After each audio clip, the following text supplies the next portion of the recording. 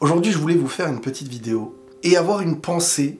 Peut-être que ça vous aidera, peut-être que ça vous fera du bien, peut-être que ça vous apaisera. À toutes les personnes qui, par le sentiment de différence qu'ils ont avec la masse, se sentent emprisonnés. Que ce soit au travail, en cours, à l'école, que ce soit dans un quotidien, entouré. J'ai une pensée pour ces personnes-là qui, par leur différence, et j'ai même envie de dire par leur authenticité, par leur sensibilité, par ce qu'ils sont de plus humain, ils n'arrivent plus à savoir et à faire la distinction si le problème il vient de chez eux, ou si le fait de ne pas réussir à rentrer dans la masse fait que, vu qu'ils sont en minorité, ils se sentent pas normal.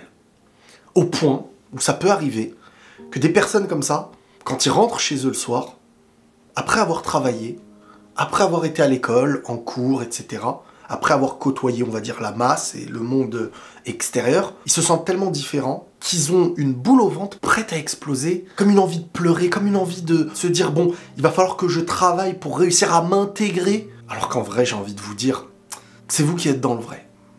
Alors, je sais pas à qui je parle, bien entendu. Vous faites partie d'une authenticité, mais vous savez, cette sensibilité que vous avez, cette authenticité que vous avez, elle va vous rendre service à un moment.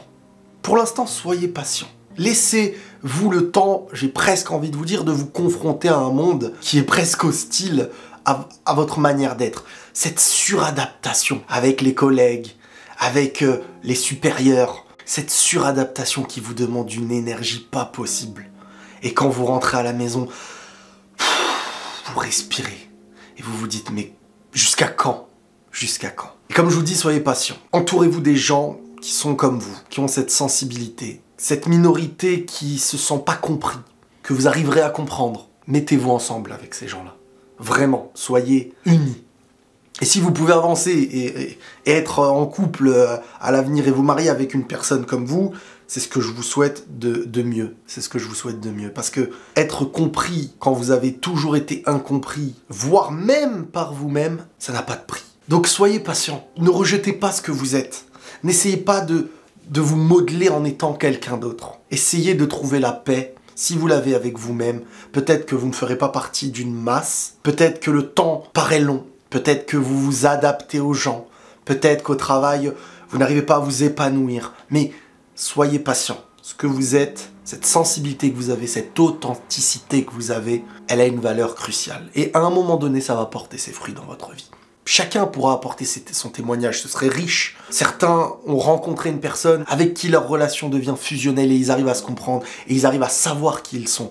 Apprenez à savoir qui vous êtes. Apprenez à comprendre votre sensibilité, à savoir que ce n'est pas anormal. Au contraire, vous êtes en accord plus avec cette vie, avec ce monde, avec cette nature, avec les animaux, avec les insectes, avec tout ce qui est de la nature. Vous faites partie d'un accord commun, j'ai envie de dire.